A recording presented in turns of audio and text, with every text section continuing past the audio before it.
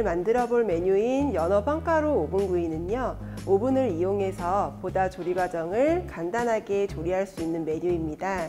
사실 연어뿐만 아니라 어떤 해산물이나 재료와도 모두 궁합이 좋기 때문에 오늘은 연어와 버섯으로 조리를 하지만 다른 재료를 활용해서 조리하셔도 좋습니다. 학교에서는 연어 요리가 비린 맛이 많이 나기 때문에 다소 조리가 어려우실 수 있습니다. 그래서 전처리가 된 연어를 활용하시면 좋을 듯 하고요. 그리고 만약 전처리가 되지 않은 연어를 사용하실 때에는 향을 잡을 수 있는 조미료나 향 채소들을 활용해서 조리를 해주시면 좋을 것 같습니다. 채소들 같은 경우에는 물기가 보다 적고 그리고 향이 있는 채소들을 이용해 주셔야 비린내를 잡고 또 노릇하게 구워질 수 있다는 점을 감안해서 선택해 주시면 좋겠습니다. 네, 제일 먼저 연어를 전처리하기 위해서 연어부터 성형 등분을 해보도록 하겠습니다. 먼저 가장자리의 부분을 좀 정리를 했고요. 필렛으로 들어온 연어를 등분을 하도록 할 텐데 1인분 같은 경우에는 대략 70에서 100g 정도를 제공해 주시면 됩니다. 해서 먼저 반을 가르고 그다음에 70에서 100g 정도니까요. 한 5cm 정도 규격으로 해서 등분을 해주도록 하겠습니다.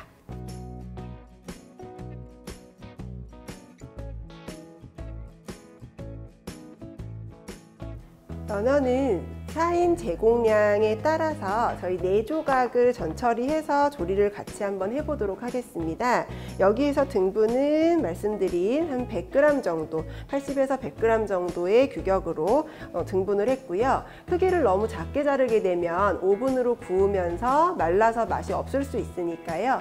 1인 배식량을 한 덩어리로 등분해서 성형해 주시면 되겠습니다. 그래서 이 연어를요, 전처리가 되지 않은 연어가 들어왔다고 가정하고 전처리를 진행을 할 텐데요. 먼저 위에다가 소금 뿌려주시고 여기 소스도 같이 제공할 거기 때문에 여기에 밑간은 그렇게 많이 안 하셔도 됩니다. 감안해서 밑간해 주시면 되고요. 후추는 분후추와 통후추가 있는데 통후추가 훨씬 더 향도 강하고 비린내의 향을 잘 잡아줄 수 있기 때문에 상황 여건이 되신다면 통후추로 사용하시는 게 좋겠습니다. 이때는 그라인더 사용해서 다져주시면 되겠고요. 그래서 저도 통후추를 이용해서 밑간을 해주도록 할 거고요. 요것만 후추로만 밑간을 잡기에는 조금 연어는 향이 강하기 때문에 청주나 맛술을 이용해서 비린 맛을 잡아주도록 하겠습니다. 이 전처리를요 하신 다음에는 바트에다가 넣어주시고 뚜껑을 닫으시거나 꼭 밀봉하셔서 냉장고 아래쪽에다가 보관해 주시는 게 좋겠습니다. 네, 다음은 연어에 밀가루를 얇게 발라서 그다음에 구워주도록 하겠습니다. 여기에 이제 밀가루는 얇게 발라주시면 되겠습니다. 이 과정이요 구우면서 안에 있는 맛있는 맛이 나오지 않는 역할로 익혀주고 구워주는 거고요. 전체적으로 다 익혀주는 거는 오븐에서 완벽하게 익혀줄 거기 때문에 살짝만 센 열에서 구워주시면 되겠습니다. 여기에 밀가루를 많이 입히게 되면요 타거나 그리고 밀가루 옷이 벗어져서 좀 지저분해질 수 있으니까요 주의해서 조리해 주시면 되겠습니다. 네, 전처리돼서 충분히 비린내를 잡아진 연어를요 밀가루를 얇게 겉에 정도만 이렇게 묻혀주도록 하겠습니다. 맛있는 맛이 나가지 않도록 가둬주는 정도이기 때문에 밀가루는 많이 묻히지 마시고 아주 얇게 묻혀주시면 되겠습니다. 이렇게 다 묻혀진 연어는 바로 익혀주셔야 됩니다. 이렇게 해서 놔두시게 되면 밀가루가 수분하고 같이 반죽이 돼 버리기 때문에 밀가루는 겉면에다가 살짝 묻혀주시고 바로 열 처리를 해주셔야 되겠고요. 팬에다가 올리브 오일을 충분히 둘러주시고요. 전판 사용 시에는 기름의 퐁당 넣어서 센 불에서 살짝만 겉면만 익혀주셔도 관계없습니다. 아니면 오븐 이용하셔도 되고요. 센 열에서 달궈진 팬에 겉면만 익힐 건데요. 밀가루를 살짝 얇게 입힌 연어를 껍질 쪽이 면이 밑으로 가게 먼저 올리도록 하겠습니다.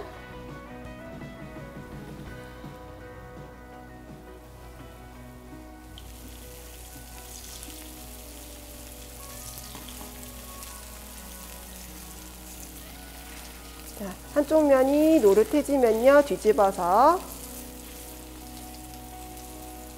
익혀주도록 할 거고요.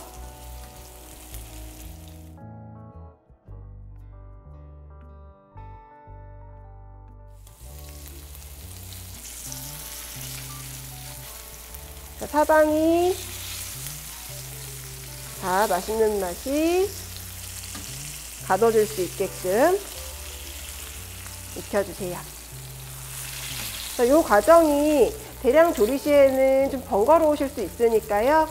기름을 좀 여유 있게 두르시고 퐁당 넣었다가 빠르게 빼셔도 관계없습니다.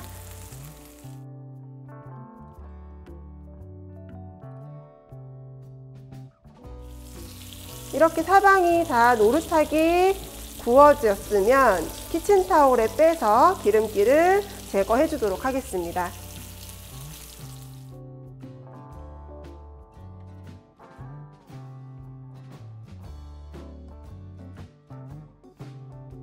채소들을 성형해 보도록 할 텐데요. 오늘 들어가는 채소들은 마늘, 방울토마토, 그리고 향신료로는 로즈마리, 그리고 버섯류인 표고, 양송이, 새송이를 이용해 보도록 하겠습니다. 아까 말씀드렸다시피 채소들은 보다 물기가 좀 덜 나오는 채소들을 위주로 넣어주시면 좋을 것 같고요. 토마토가 상대적으로 물기가 많이 나오니까 1인당 배식량을 하나씩밖에 안 넣었어요. 그래서 양을 조금 줄여가지고 사용을 해보도록 하겠습니다. 마늘 같은 경우에는 이 드레싱에도 마늘이 들어가거든요. 그래서 생으로 들어가는 마늘은 꼭 소독을 해주시고요. 그 외에 채소들은 다 열 처리를 하고 오븐에서 다시 한번 가열을 할 거기 때문에 별도의 소독 과정 없이 충분하게 세척만 해주시면 되겠습니다. 성형을 한번 해보도록 하겠습니다. 여기에 성형에서 마늘 같은 경우에는요, 다질 드레싱에 들어가는 마늘을 제외하고 안에 한번 오븐하고 열 처리를 해주도록 할 텐데, 이때 두께가 두껍거나 클 경우에는 충분히 안 익을 수 있으니까 양파를 다른 재료들과 마찬가지로 가열을 했을 때 익을 수 있게끔 정도, 마늘이 작으면 등분 안 하셔도 되겠고요. 마늘이 클 경우에는 등분하셔서 적당히 성형하신 다음에 준비해 주시면 되겠습니다. 그 다음에 방울토마토는요, 그냥 그대로 넣어서 오븐에 익혀 주셔도 되고요. 너무 클 경우에는 반을 갈라서 넣어 주셔도 될 것 같습니다. 저는 반으로 성형을 해보도록 할 거고요. 다음에 새송이부터는 이제 버섯류잖아요. 버섯류는 단면이 좀 크게 썰어서요. 썰린 단면이 어슷어슷 써셔서 좀 크게 써셔서 안쪽까지 양념이 잘 배일 수 있게끔 성형해 주시면 좋겠습니다.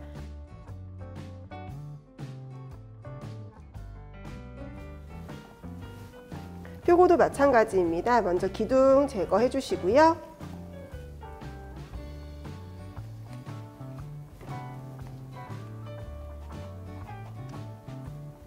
다음 썰린 면적이 넓을 수 있게끔 칼을 어슷 썰어서 준비를 해주도록 하겠습니다. 양송이도 기둥은 제거해서 사용해 주도록 할 거고요.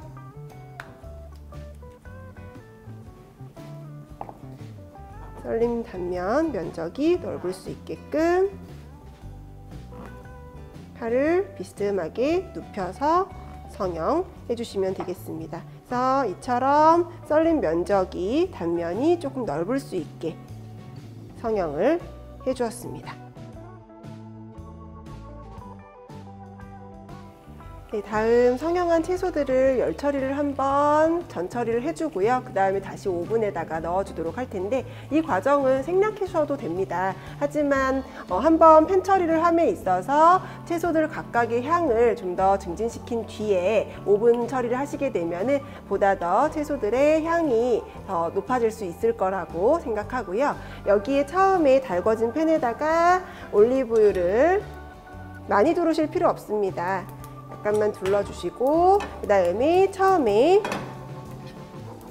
로즈마리부터 살짝 넣어서 기름에 향을 좀 높여주도록 하겠습니다. 그 다음 마늘 넣어서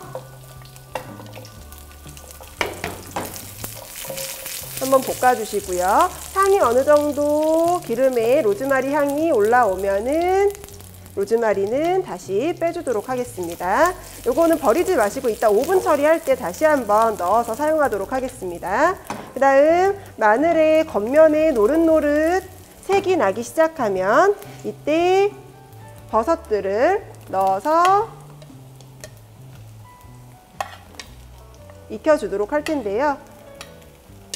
아까 연어랑 마찬가지로 향을 좀 더 내기 위해서 전 처리를 한번 하는 과정이기 때문에 전체적으로 다 익힐 필요가 없고요.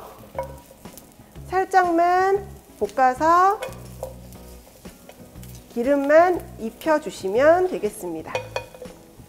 여기서 오븐에 들어가는 방울토마토는 절대 팬 처리, 전 처리는 하지 마시고요. 얘는 바로 프레시 상태로 오븐에 넣어주도록 하겠습니다. 자, 이 정도 마늘 향과 로즈마리 향이 버섯에 배었으면 꺼내주시면 되겠습니다.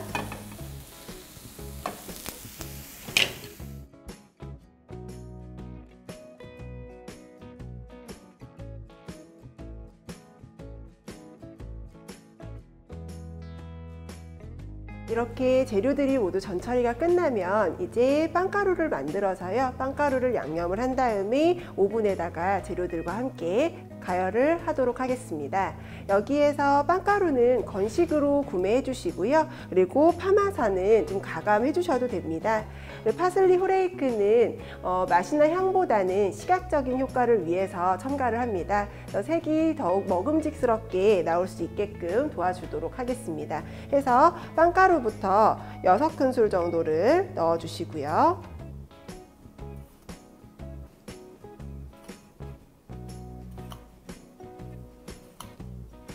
그 다음에 파마산 가루 1큰술 정도 저는 넣어 보도록 하겠습니다. 그 다음 파슬리 후레이크 1큰술 정도 넣어 주도록 하겠고요. 그 다음에 올리브유는 가득 2큰술 정도 넣어 주도록 하겠습니다. 여기서 좀 더 먹음직스럽게 좀 노릇하게 나오는 거를 좀 더 좋아하시는 분들은 기름의 양을 좀 더 추가하셔서 사용해 주시면 되겠습니다.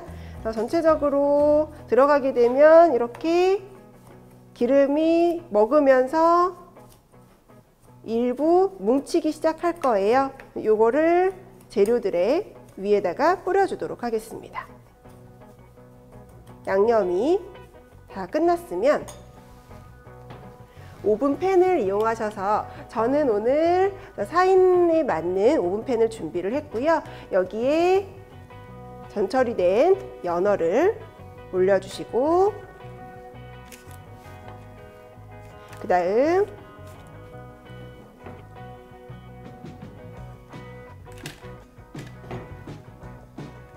마늘과 버섯 조리된 것들을 중간중간 이렇게 채워서 넣어주시면 되겠습니다. 다음 방울토마토도 넣어주도록 하겠고요.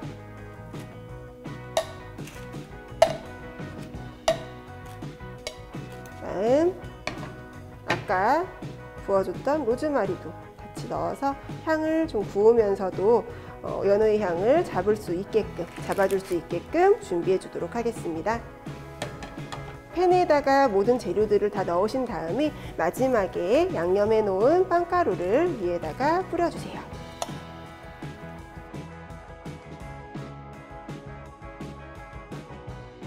자, 이렇게 빵가루까지 다 올리셨으면은 여기 230도의 온도에서 10분간 예열하시고요. 그 다음에 컨벡션 건열 모드에서 200도에서 10에서 15분 정도 구워주시면 되겠습니다. 드레싱을 만들어 보도록 하겠습니다. 오늘 만들 드레싱은 요거트 드레싱인데요. 여기에 재료는 요거트, 레몬즙, 마요네즈, 마늘, 소금, 후추를 섞어 가지고 만들어 보도록 하겠습니다. 여기에 들어가는 마늘은 열 처리를 하지 않기 때문에 꼭 소독 처리 사용해서 조리해 주셔야 되겠고요. 그리고 후추는 아까는 통후추를 그라인더에다 갈아 가지고 사용했는데 드레싱은 생으로 먹는 거기 때문에 보다 씹히는 식감이라든지 아니면 향이 너무 강할 수 있으니까요. 드레싱을 만드실 때는 분후추를 사용해 주시면 좋겠습니다. 그래서 처음에 먼저 요거트를 3큰술 넣어주도록 하겠고요. 다음 레몬즙 1큰술, 마늘 1큰술, 그리고 마요네즈 1큰술을 넣어서 섞어주도록 하겠습니다.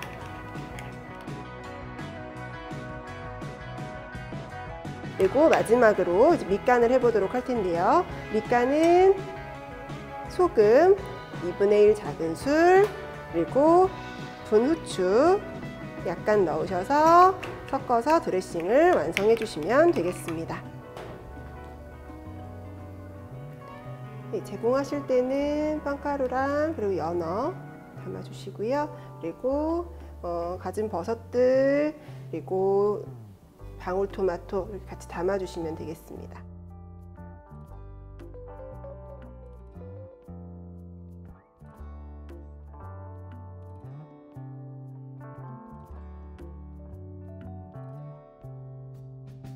여기 조리가 완료되면은 반드시 탐침 온도계를 이용하셔서 연어 중심 온도가 75도 이상 되는지를 반드시 확인하셔야 되겠습니다.